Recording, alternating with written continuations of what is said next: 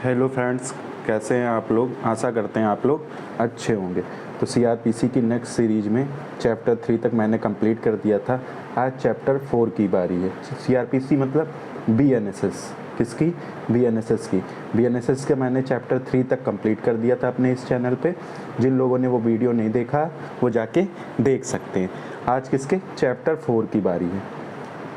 तो एक चीज़ ये जान लो, इसको कोरिलेट करके पढ़ो, क्योंकि जब तक 1-2 साल एग्ज़ाम नहीं होगा तब तक नया और पुराना दोनों एक्ट मिला के पूछेगा।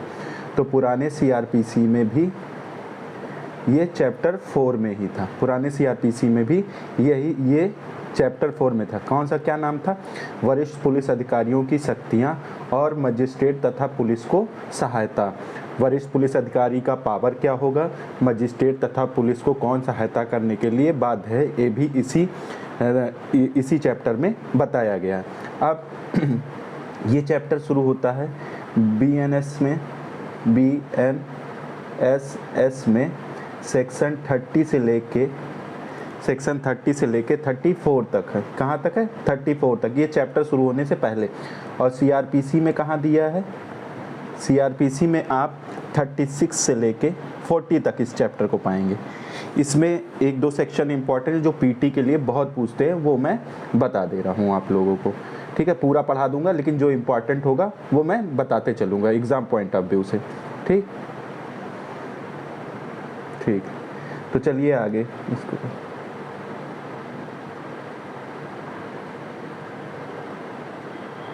अब आ जाओ सेक्शन 30। तो सेक्शन 30 को आप किसके साथ पढ़ोगे? पुरानी सीआरपीसी 36 के साथ।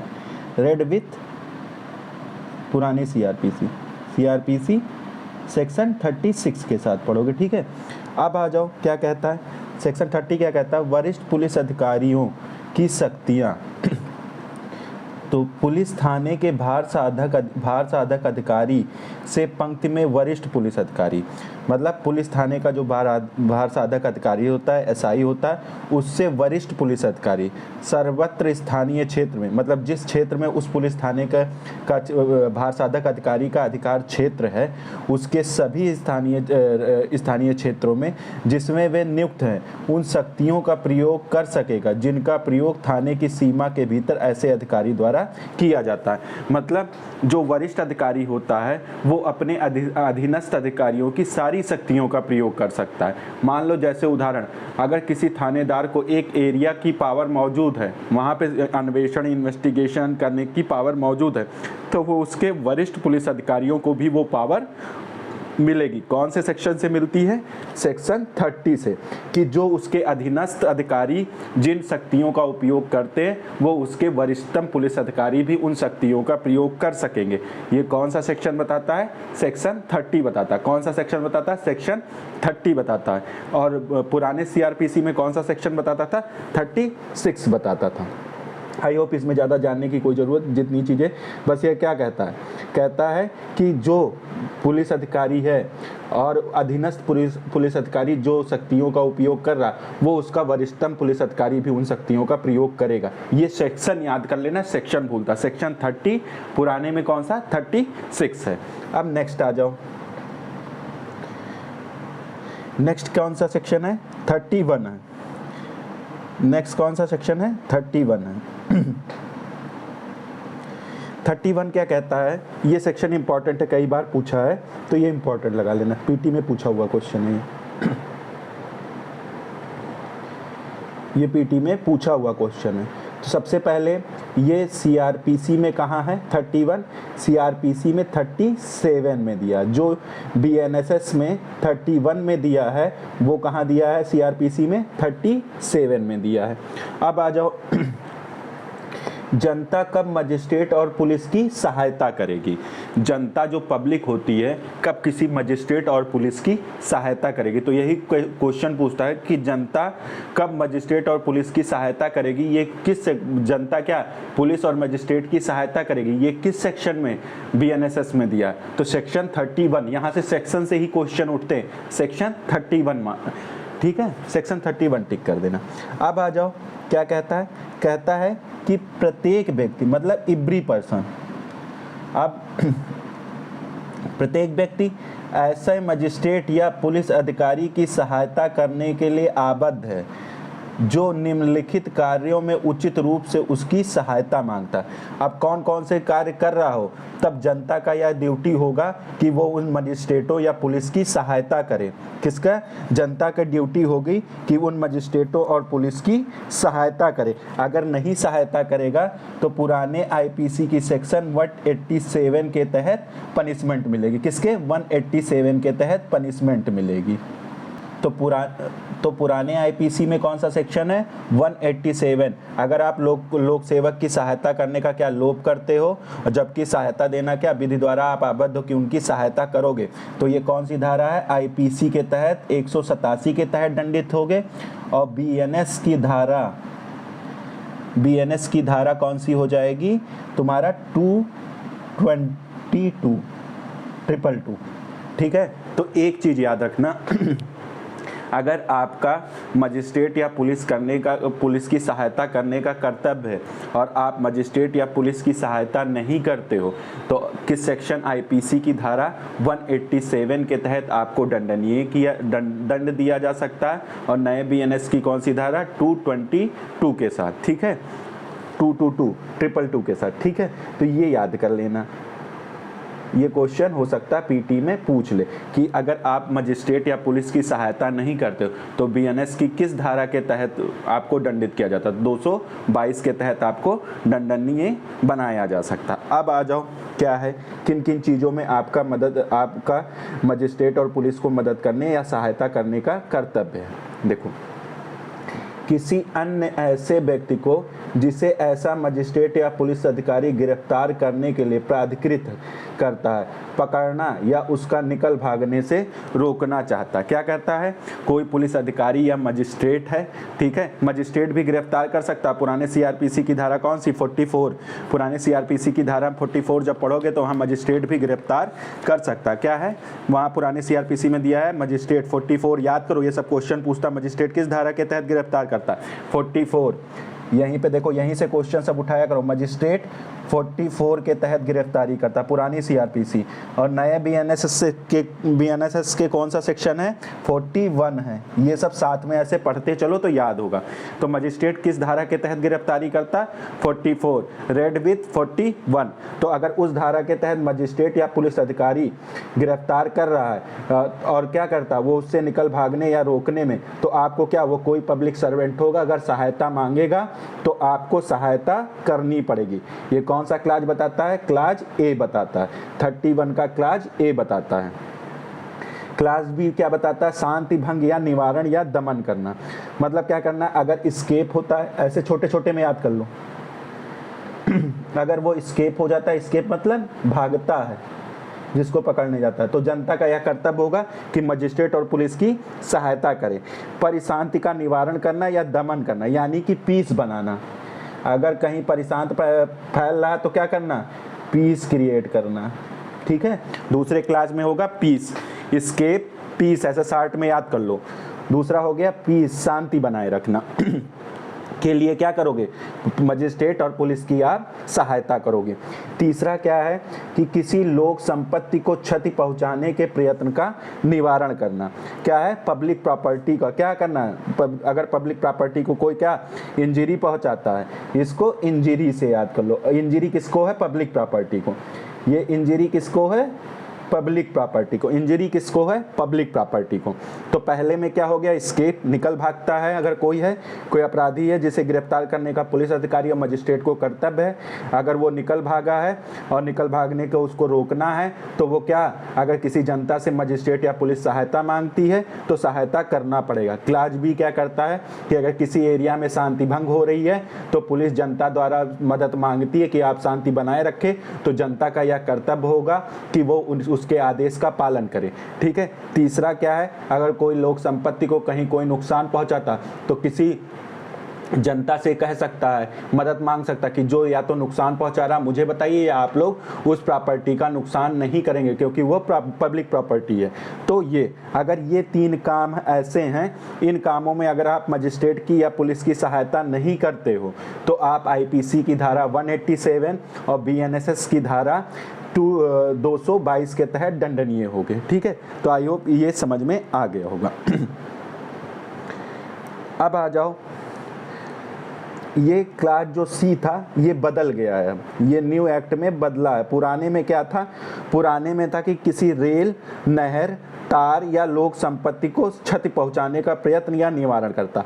अब केवल लोक संपत्ति कर दी गई है। ठीक है, पहले वहां रेल और नहर भी था पुराने वाले में। अब आ जाओ 32 बीएनएस की धारा, बीएनएसएस की धारा 32 और पुराने सीआरपीसी की धारा कौन सी हो जाएगी? 38। कौन सी धारा हो जाएगी? 38। अब देखो इसमें क्या कहता है कि पुलिस अधिकारी से भिन्न ऐसे व्यक्ति को सहायता जो वारंट का निष्पादन कर रहा। अब यही सब क्वेश्चन पीटी में पूछेगा। अगर आप जनता या मजिस्ट्रेट सहायता मांग रही है, जनता से, पब्लिक से, कौन? पुलिस या मजिस्ट्रेट सहायता मांगे तो 31 मार के आना। लेकिन अब पुलिस अधिकारी से भिन्न ऐसा व्यक्ति जो क्या कर रहा हो, जो व्यक्ति वारंट का निष्पादन यानी कि वारंट को एग्जीक्यूट कराना चाहता, वारंट को क्या करता है? एग्जीक्यूट कराना चाहता, तो उसको भी, उसकी भी मदद करनी पड़ेगी। ठीक है, उसकी भी मदद करनी पड़ेगी। देखो क्या कहता है, अब इसको पढ़ो। जब कोई वारंट पुलिस अधिकारी से भिन्न किसी ऐसे व्यक्ति को निर्दिष्ट होता है तब कोई भी अन्य व्यक्ति उस वारंट के निष्पादन में सहायता करेगा, और यदि वह व्यक्ति जिसे वारंट निर्दिष्ट है पास में है और वारंट के निष्पादन में कार्य करेगा। तो वारंट का निष्पादन जो व्यक्ति कर रहा उसकी भी आपको सहायता करनी पड़ेगी। ये कौन सा सेक्शन बताता है? 31 बताता है। पुराने सीआरपीसी की कौन सी धारा बताती है? आपकी 38 बताती है। ठीक, अब आ जाओ अब नेक्स्ट सेक्शन पे। नेक्स्ट सेक्शन आ गया आपका 33। अब 33 का ये पहला क्लास बड़ा इंपॉर्टेंट है, कई बार पूछा है। ठीक है, ये क्लास आपका बहुत इंपॉर्टेंट है। तो इसका कुछ अपराधों की सूचना जनता द्वारा दिया जाना। क्या है? कुछ ऐसे अपराध हैं जिसमें जनता डायरेक्ट सूचना दे सकती। अब क्या है? प्रत्येक व्यक्ति जो भारतीय न्याय संहिता बीएनएस की निम्नलिखित धाराओं में से किसी एक के अधीन दंडनीय किसी अपराध के किए जाने से या किसी अन्य व्यक्ति द्वारा करने के आशय से अवगत है, मतलब उसको जानकारी है, तो क्या करेगा? नीचे आ जाओ, ये अपराध अभी छोड़ देना, अपराध अभी बता दूंगा। तो इन अपराधों के लिए उचित प्रतिहेतु के अभाव में जिसे साबित करने का भार इस प्रकार अवगत व्यक्ति पर होगा, ऐसे किए जाने या आशय की सूचना तुरंत निकटतम मजिस्ट्रेट या पुलिस अधिकारी को देगा। तो किसे देगा? निकटतम मजिस्ट्रेट को, उसकी सूचना निकटतम मजिस्ट्रेट को या पुलिस अधिकारी को देगा। ये याद कर लेना, निकटतम पुलिस अधिकारी या मजिस्ट्रेट को देगा। ये इंपॉर्टेंट है। मतलब इतने प्रकार के जो अपराध होंगे उसमें कोई भी व्यक्ति अगर उनके सामने ये अपराध हो रहा है और वो उसकी सूचना जानता है कि इन टाइप का अपराध हो रहा है, तो क्या होगा? इसकी सूचना आप निकटतम मजिस्ट्रेट या पुलिस अधिकारी को देने के लिए बाध्य हैं। तो कुछ ऐसे अपराध हैं जिनकी सूचना जनता द्वारा दिया जाना। जिनकी सूचना किसकी? जनता। तो तीनों सेक्शन तुम्हारे पब्लिक से संबंधित हो गए। जो तुमने पढ़ा पुरानी सीआरपीसी में 36, नए में तुमने पढ़ा 31, नए में तुमने पढ़ा 30। ठीक है, 36 छोड़ देना। 36 में क्या शक्तियां हैं, पावर हैं किसके? वरिष्ठ पुलिस अधिकारियों की, कि वह अपने अधीनस्थ पुलिस अधिकारियों की शक्तियों का प्रयोग करेगा। फिर 31 में आ जाओ, क्या करता है? जनता किसकी? पुलिस और मजिस्ट्रेट की सहायता करेगी। फिर 32 में क्या है? 32 में पुलिस से व्यक्ति भिन्न जो वारंट का निष्पादन कर रहा उसकी सहायता करनी पड़ेगी। 33 में क्या है? कुछ अपराधों की सूचना जो जनता द्वारा दिया जाना। तो तीनों सेक्शन किससे? पब्लिक से संबंधित हो गए। ठीक है, अब आ जाओ, ये क्या कहता है? प्रत्येक व्यक्ति जो भारतीय न्याय संहिता की निम्नलिखित धाराओं में से किसी के अधीन दंडनीय किसी अपराध के किए जाने से या किसी अन्य व्यक्ति द्वारा करने के आशय से अवगत है, या तो किए जाने से खुद किया हो या किसी अन्य व्यक्ति द्वारा करने के आशय से अवगत है तो क्या करेगा, अर्थात इन धाराओं को देख लेना, धारा 103, 105, धारा 111, 113, धारा 140 से धारा 144, 147 से 154, ये सारी धाराएं आप देख लेना, ठीक है। इसमें एक पूछता है आपका, इसमें से एक धारा पूछेगा कोई, ठीक है, उचित प्रतिहेतु के अभाव में, किसके, उचित प्रतिहेतु के अभाव में। तो एक चीज आता है उचित प्रतिहेतु के अभाव में, यानी कि रीजनेबल एक्सक्यूज नहीं है, उसके अभाव में क्या है, रीजनेबल क्या, कोई एक्सक्यूज नहीं है, मतलब कोई कारण नहीं है, कोई प्रतिहेतु मतलब कोई कारण नहीं है, रीजनेबल कोई कारण नहीं है के अभाव में, जिसे साबित करने का भार यानी कि बर्डन ऑफ प्रूफ इस प्रकार अवगत व्यक्ति पर होगा, मतलब उसके पास उचित क्या नहीं है, उचित प्रतिहेतु नहीं, उचित कारण उसके पास नहीं है कि उसके साबित करने के बाद इस प्रकार अवगत व्यक्ति पर होगा, और ऐसे किए जाने या आशय की सूचना तुरंत निकटतम या पुलिस अधिकारी को देगा, निकटतम मजिस्ट्रेट या पुलिस अधिकारी को देगा, ठीक है। तो अगर उसके पास पर्याप्त कारण नहीं है, ठीक है, बताने के कि मैं सूचना क्यों नहीं दे पाऊँ, तो दंडित भी किया जा सकता है। लेकिन यहाँ पे एक चीज ध्यान रख लेना कि आपके पास अगर उचित प्रतिहेतु है कि मैंने कारण आप बता सकते हो कि मैंने क्यों नहीं सूचना दी, तो आपको दंडित नहीं किया जाएगा, नहीं तो तुरंत आपको क्या करना पड़ेगा, निकटतम मजिस्ट्रेट और पुलिस अधिकारी को बताना पड़ेगा। बस इसमें ये याद कर लेना, निकटतम पुलिस अधिकारी और मजिस्ट्रेट को बताना होगा। आप क्लास 2 आ जाओ।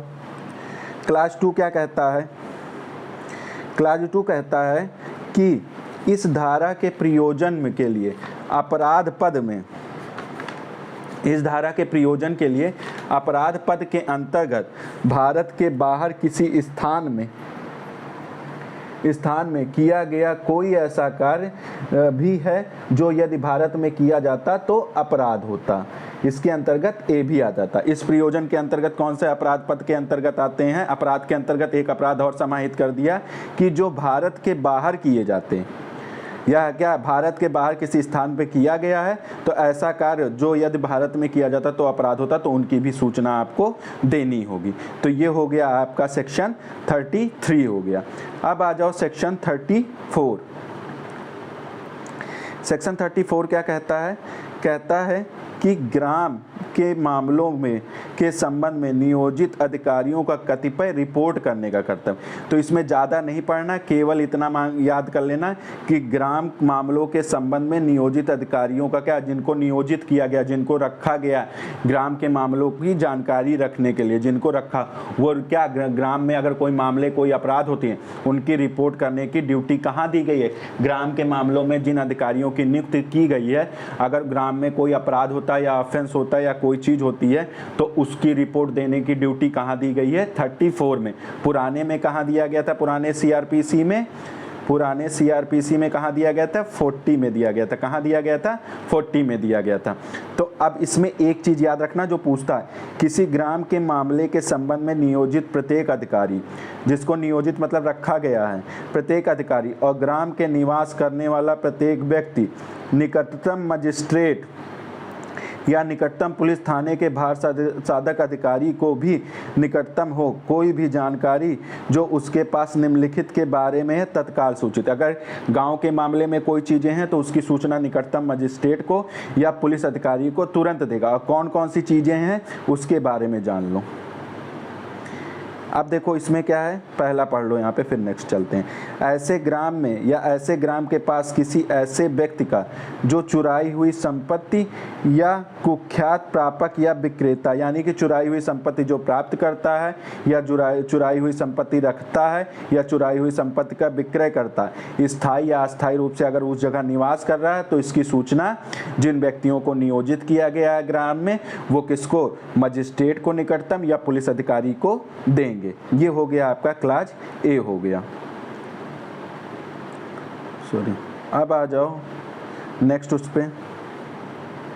नेक्स्ट क्या कहता है, चुराई हुई संपत्ति। तो पहला क्या हो गया, चुराई हुई संपत्ति अगर कोई व्यक्ति रखे हुए है तो उसकी सूचना ग्राम नियोजित अधिकारी देगा। दूसरा क्या है, किसी व्यक्ति जिसका लुटेरा क्या है, अब ये देखना, लुटेरा या निकल भागा या सिद्ध दोष या उद्घोषित उद्घोषित मतलब प्रोक्लेम्ड अफेंडर है, प्रोक्लेम्ड अफेंडर है, जानता है कि जिसके ऐसा होने का उचित रूप से संदेह है तो ऐसे ग्राम के किसी भी स्थान में आना जाना है। तो क्या क्या है, लुटेरा है, कोई अगर किसी अपराध के लिए उसको सिद्ध दोष किया गया तो वो वहाँ से अपराध से बचने के लिए वहाँ से भाग चुका है, जेल से भाग चुका है, या उसको अपराधी घोषित किया गया, तो इन मामलों में भी नियोजित अधिकारियों को सूचना देनी होगी। अब आप आ जाओ क्लास सी, ऐसे ग्राम में या उसके निकट कोई अजमानतीय अपराध का भारतीय न्याय संहिता 2023 की धारा 189, 191 के अधीन दंडनीय कोई अपराध किया जाना या करने का आशय रखता हो। ठीक है, ये हो जाएगा। फिर नेक्स्ट आ जाओ, नेक्स्ट क्या है कि ऐसे ग्राम में या उसके निकट कोई आकस्मिक या अप्राकृतिक मृत्यु होना, ये भी आ जाए, मृत्यु की भी सूचना देगा। संदेहजनक परिस्थितियों में कोई मृत्यु होना, तो ये वाला क्लास क्या, मृत्यु या कोई शव प्राप्त होता है या शव अंग प्राप्त होता है, ठीक है, या संदेह पैदा होता है कि इसकी मृत्यु कैसे हुई है, मतलब संदेह है, तो भी उस मामले में क्या होगा, उसमें मामले में भी सूचना देनी होगी। ये आपका कौन सा घा बताता है। अंगा आ जाओ, अंगा क्या कहता है कि ऐसे ग्राम के निकट भारत के बाहर किसी स्थान में ऐसा कोई कार्य किया जाना या करने का आशय से भारत के में किए जाने पर भारतीय न्याय संहिता 2023 की निम्नलिखित धाराओं में, ये 103, 105, धारा 111, 112, 113, 178, 181, 305, 307, 309, 312, 326 के खंड 4 झा 331, 332 किसी के अधीन कोई दंडनीय अपराध करता, तो ये हो गया। तो नॉर्मल चीज़ें देखो, जनरल चीज़ें जो तुमको याद होनी चाहिए, लुटेरे वाला याद होनी चाहिए, या चुराई हुई संपत्ति प्राप्त किया, या मृत्यु शव वाला, ये ना भी याद रहे। ये क्या आप जनरल चीज़ों में जब डेली यूज में रह गई चीज़ें, तो इसमें आप न्यायालय में कोई चीज़ मुकदमे करते हो तो उसमें ये ऑब्जेक्शन उठा ले सकते हो कि ग्राम अधिकारी की यह कर्तव्य था कि वह उसकी सूचना निकटतम मजिस्ट्रेट या पुलिस अधिकारी को दे। ठीक है, अब आ जाओ व्यवस्था बनाए रखने या अपराध निवारण के लिए, व्यवस्था बनाए रखने या अपराध निवारण के लिए, या व्यक्ति की संपत्ति की सुरक्षा, किसकी संपत्ति की सुरक्षा की संभावता प्रभाव डालने वाला कोई विषय जिसके संबंध में जिला मजिस्ट्रेट ने राज्य सरकार की पूर्व मंजूरी से किए गए साधारण या विशेष आदेश द्वारा उसे निर्देश दिया है कि वह उस विषय पर जानकारी संसूचित करे। अब आ जाओ, इस धारा में क्या, ग्राम के अंतर्गत ग्राम भूमियाँ भी हैं, ग्राम के अंतर्गत ग्राम भूमियाँ भी हैं। उद्घोषित अपराधी, यही पूछता है परिभाषा, ये देखो ये इंपॉर्टेंट है, ये पूछा है, तो डिफिनीशन क्लास में मत पूछना, यहीं उद्घोषित अपराधी की परिभाषा पूछ लेगा कि कहाँ दिया गया।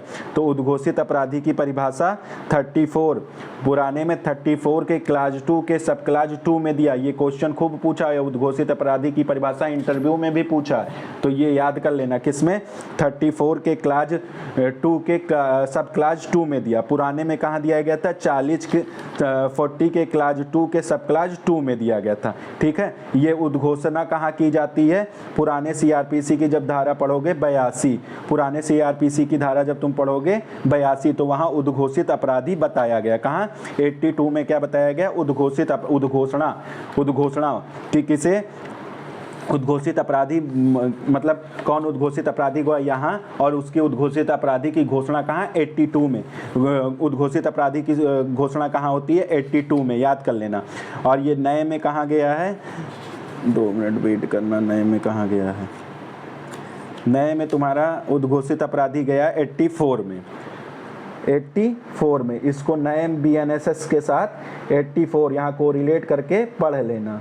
ठीक है, BNSS के साथ 84, नए में कहाँ है, 84 में है। तो पद के अंतर्गत ऐसा व्यक्ति भी है जिसे भारत किसी ऐसे राज्य से जिस पर संहिता का विस्तार नहीं है, किसी न्यायालय या प्राधिकारी ने किसी ऐसे कार्य के बारे में अपराधी उद्घोषित किया है, तो उन राज्य क्षेत्रों में जिन पर इस संहिता का विस्तार है किया जाता, तो भारतीय न्याय संहिता 2023 की 10 वर्ष या उससे अधिक के कारावास या आजीवन कारावास या मृत्युदंड दंडनीय होगा। अब आ जाओ ग्राम के मामलों के संबंध में नियोजित प्राधिकारी। शब्दों में ग्राम पंचायत का कोई सदस्य अभिप्रेत है और इसके अंतर्गत मुखिया और प्रत्येक ऐसा अधिकारी या अन्य व्यक्ति भी है जो ग्राम प्रशासन के संबंध में किसी कृत्य का पालन करने के लिए नियुक्त करता है। तो इस प्रकार आज आई होप ये आज आपका चैप्टर समाप्त हो गया, चैप्टर 4। अब कल चैप्टर 5 होगा, बीएनएसएस का चैप्टर 5। ठीक है, वीडियो कैसी लगी? अगर अच्छी लगी हो तो अपने दोस्तों में शेयर कर दीजिए। ठीक है, और एक है मेरा टेलीग्राम चैनल है, डिस्क्रिप्शन बॉक्स में दिया होगा, उसको अगर आप लोगों को पढ़ना है तो सुबह आईपीसी चलती है, सुबह आईपीसी की क्लास चलती है, नई बीएनएस की। ठीक है, कितने बजे से? रुक जाओ बताता हूँ, 2 मिनट वेट कर। देखो टेलीग्राम चैनल है मेरा, ठीक है, उस पे मॉर्निंग में 9 से 10 बीएनएस चलता है और इवनिंग पे 10 से 11 इवनिंग में। ठीक है, ये टेलीग्राम चैनल है। ठीक है, टेलीग्राम चैनल पे ज्वाइन कर लेना। 10 से 11 रात में BNSS चलता है। तो जिन भी लोगों को पढ़ना है फ्री ऑफ कॉस्ट वहाँ पढ़ाया जाता है, कोई पैसा नहीं। अगर आपको लगता है कि आपको ज़रूरत है तो वहाँ पे पर डे क्लास चलती है। ठीक है, कोर्स भी कंप्लीट कर दिया जाएगा वहाँ पे। ठीक है, आई होप आप लोगों को वीडियो कैसी लगी कमेंट में करके बता दीजिए। Okay, thank you.